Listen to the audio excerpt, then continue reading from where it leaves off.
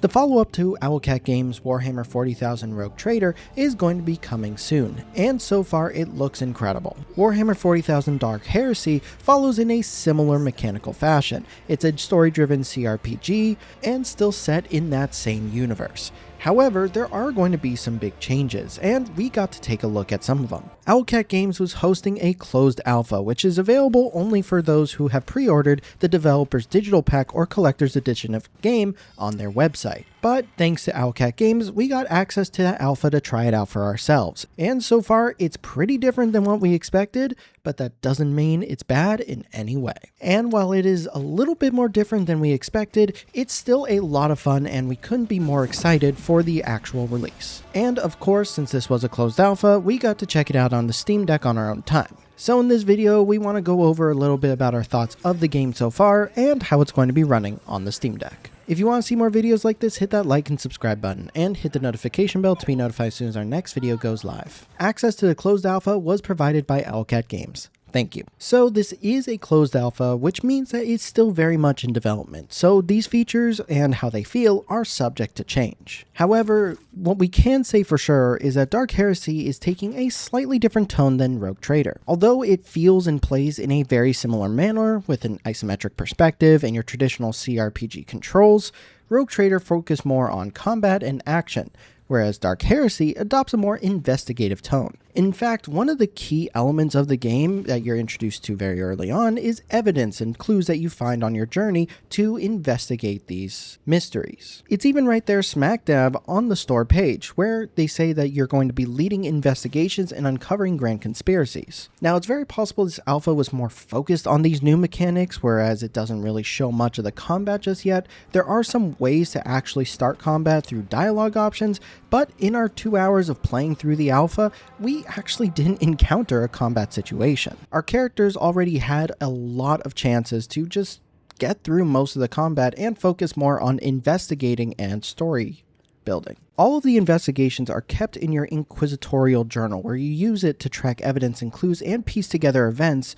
And honestly, it's quite unusual for this kind of setting, and you'll definitely need to be thinking, but it's a great direction so far. And you are going to need to pay attention to all the clues that you find, as once you're piecing them together, they're not going to give you the answers or even any clues as to what you may have discovered. In a lot of other games, when you're finding these clues, they will actually give you kind of hints when you're going to be piecing them together based on what you found so far, like you're remembering it. However, for this game, you don't really have that. You're going to have to look at your journal and remember what it is that you discovered so you make the right choices to come to the correct conclusions. Now, this is a CRPG, so it's a very dialogue-heavy game, and probably even more so with the investigative elements and focus, but it's going to still be a very fun time.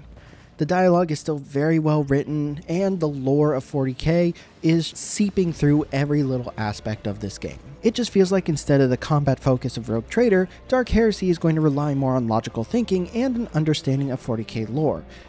Though again, this is an alpha, so it's very possible that they wanted to just give us a taste of the new mechanics, but so far we really like the change in direction. Now let's talk about the Steam Deck. As we said before, this is an alpha, which means it's still very heavy in development, so any Steam Deck performance that we see right now is not going to be indicative of the final release, even more so because this is an alpha and not a beta. However, there is a lot to be hopeful for. So it seems like the team is gearing up for Steam Deck specific performance optimizations, as there's already a graphical preset named Steam Deck in the game.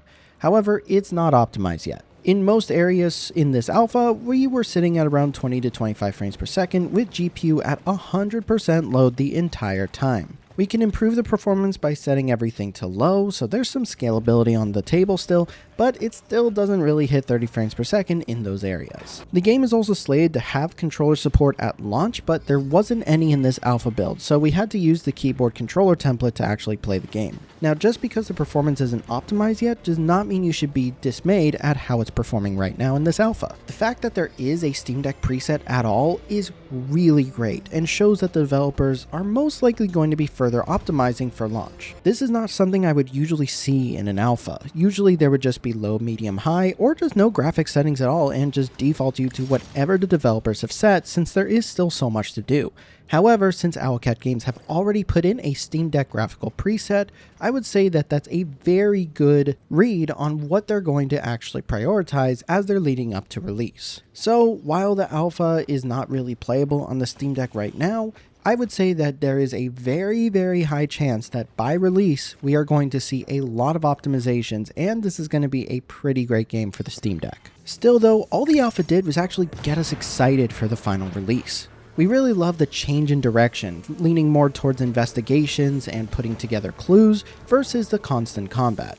Now there is still combat, and the combat is still great, but it's a nice change of pace, especially for dialogue-heavy games with tons of lore like the 40,000 universe. Owlcat Games is one of the best at this business, so it's really exciting to see what they're making with the game so far, and we cannot wait for release. Now, if you want to try the alpha for yourself right now, you can head on over to their website and become a founder. You can get access to this alpha by buying the developer's digital pack for $79 or the collector's edition for $289. Now, these are a bit more on the expensive side, but for what they're building right now, I would say it could be worth it. But if you don't want to spend that money and still support them, you can go ahead and wishlist the game on Steam right now and stay up to date on all of their announcements. Thank you guys for watching. If you enjoyed this video, hit that like and subscribe button, and hit the notification bell to be notified as soon as our next video goes live. And a huge thank you to our patrons. You guys are awesome. See you next time.